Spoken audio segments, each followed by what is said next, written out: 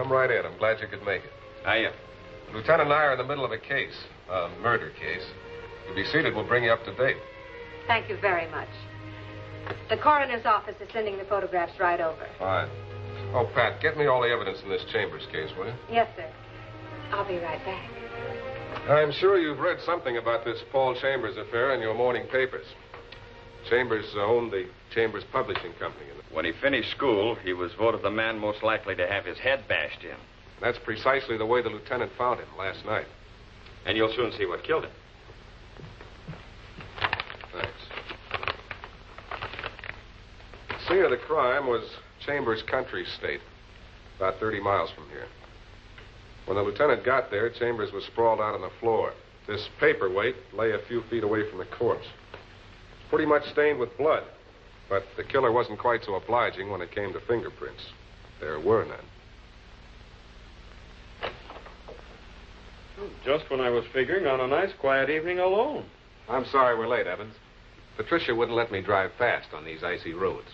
Body's on the way at the morgue, Chief. Fingerprint boys just got out. Is that the murder weapon? Can be a very handy little gadget at times. I suppose you know what this means. The murder was probably unpremeditated. How do you figure that out? Well, whoever was in this room with Chambers tonight didn't come here with the intention of killing him. If he had, he would have brought along his own weapon. Then the murder must have been the result of some argument. Brilliant.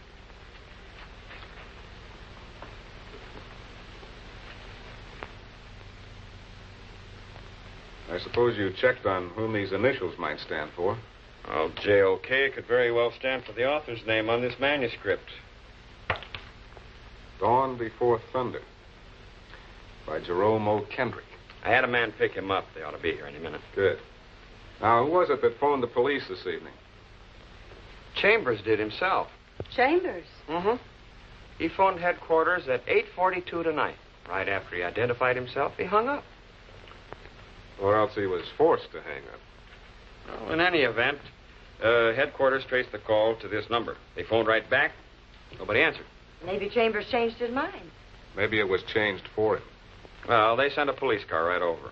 And Chambers was dead when the car got here? He couldn't have been in less of a position to talk. Have you found anyone who could talk? Not a sign of anyone. I'd certainly like to know what brought Chambers out here on a night like this. What brought Chambers is a question.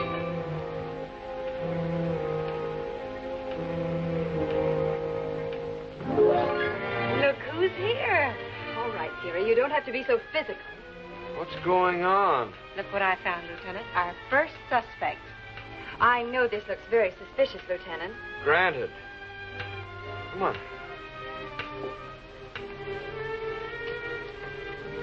Pat found her playing hide and seek in the hall behind the clock. Believe me, I have a very logical explanation. Oh, I'm sure you have, Miss... Aldrich. Eve Aldrich. sit down if you want to. Maybe we'd better start by your telling us what you were doing here, Miss Aldrich. I came earlier this evening at Paul's, Mr. Chambers' request. He called me in town and asked me to meet him here.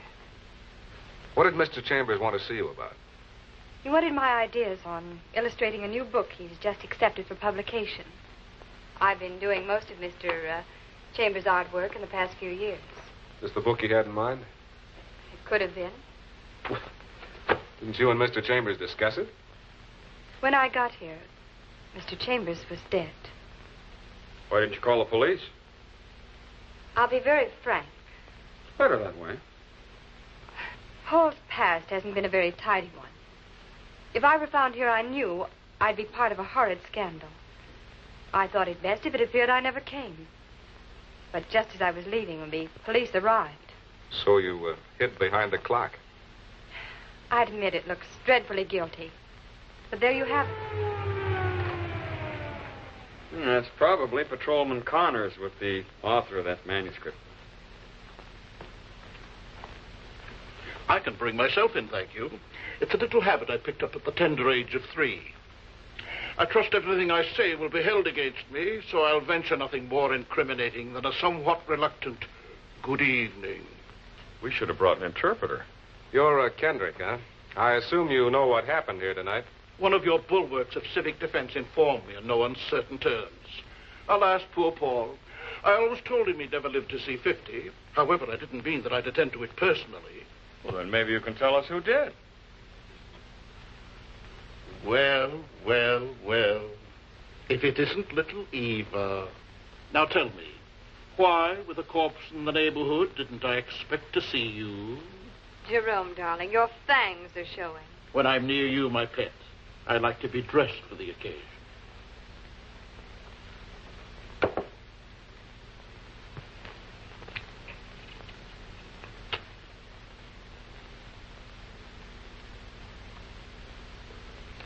What a clever way you have of letting me know that you picked up my matches at the scene of the crime. Do you deny being here tonight?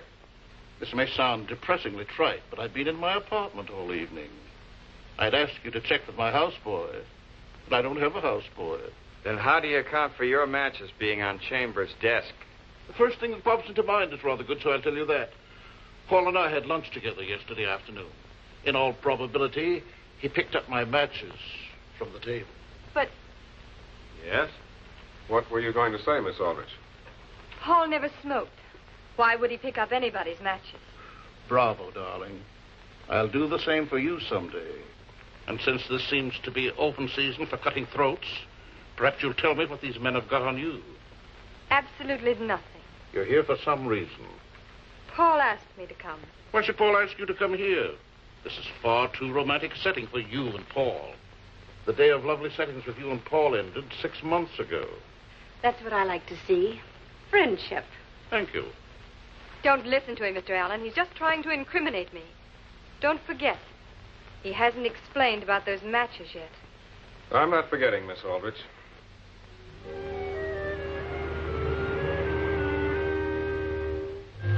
Police, huh? Oh, we just want to ask a few questions, Faber. I want to ask you about your boss, Paul Chambers. Oh, yeah, Chambers. I guess he's pretty sore, all right, about the new car getting all cracked up. But it wasn't my fault. The car skidded. That can happen to any chauffeur, even the best of them. Chambers won't find out about the car or anything else. What do you mean? You'll find out, all right. Chambers was killed tonight. Killed. But I don't get it. Or don't I? You know, I kind of thought something was fishy. Him wanting me to take him way up there on a night like this. What time did you reach the estate tonight? Somewhere around 8, I think. What made you leave? Oh, I guess Chambers didn't want me around. He told me to go into town and take in a movie. You, recognize this? Yeah, sure. It's mine. Smashed when your car cracked up. Look at the time. 5 after 9. So what?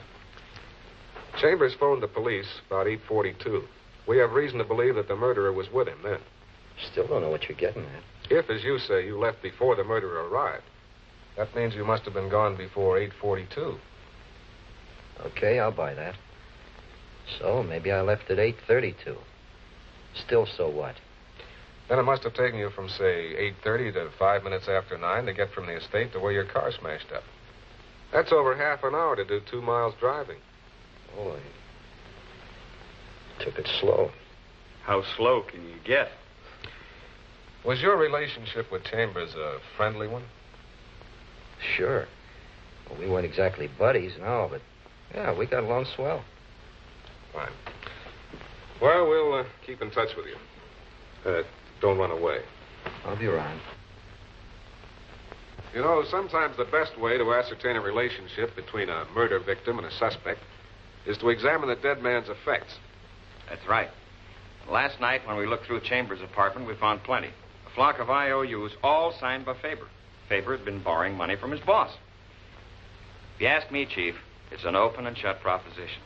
Chambers pressured Faber for the dough. Faber killed him. Well, aren't you forgetting, Lieutenant, that we also found this in Chambers' apartment? PC. Be at your summer estate Friday night, February 12th, 8:30 p.m. If you want your past to remain a secret, don't notify the police. Come alone. I'm serious.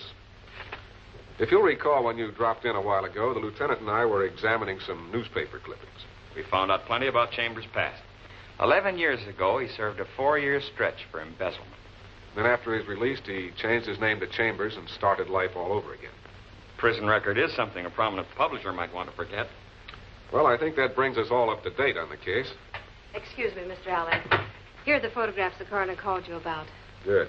These may hold the key to the entire solution. And Charlie Faber has arrived. Oh? It's a little early, isn't he? Have him wait.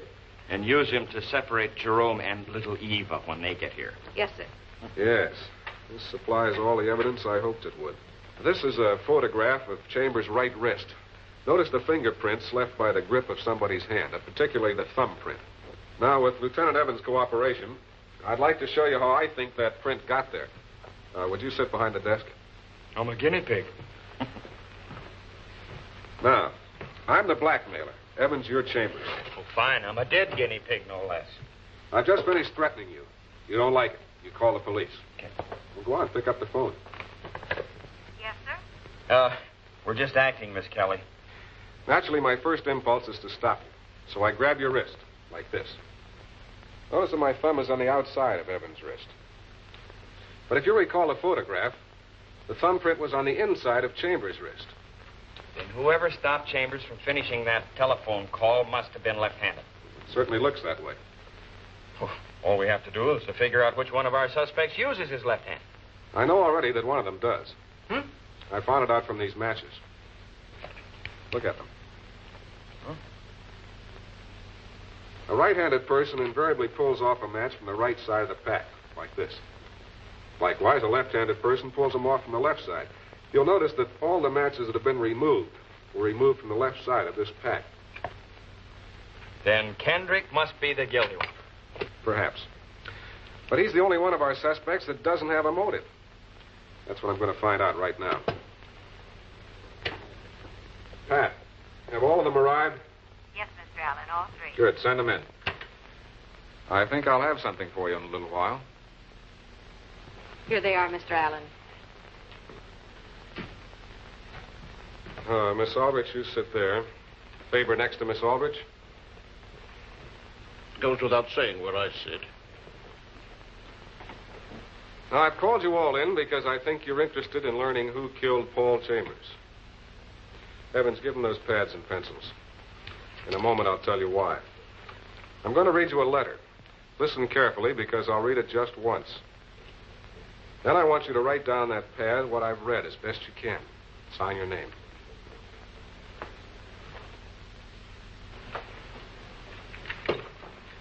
PC. Be at your summer estate, Friday night, February 12th. If you want your past to remain a secret, don't notify the police. Come alone. I'm serious. All right, start writing.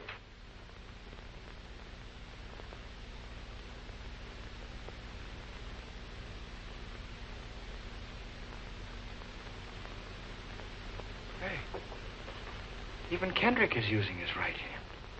I bet he's onto us.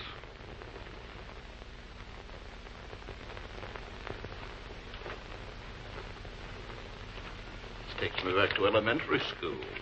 Sometimes, Mr. Kendrick, the solution to a complicated murder case is an elementary one. Now, I know you're all wondering why I asked you to write those messages. I had thought that one of you would use either his or her left hand. Apparently, I was mistaken. Oh, Kendrick. Thank you. And now that you've succeeded in making me tip my hand, as it were, just what have you proven? That it was you who stopped Chambers from completing his phone call to the police last night. That's ridiculous.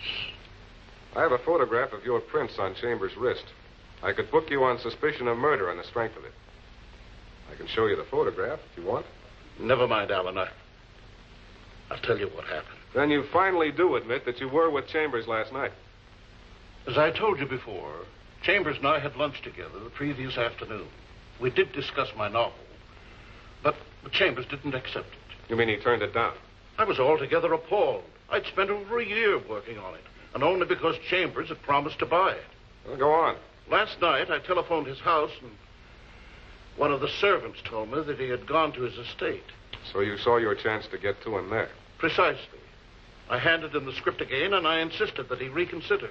I told him that if he didn't publish my book, I'd take measures to bring his past to light. And what was his reaction to that?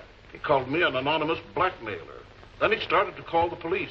I became panicky, and I grabbed his wrist. And when that didn't stop him, you picked up the paperweight and killed him. No, I never touched him.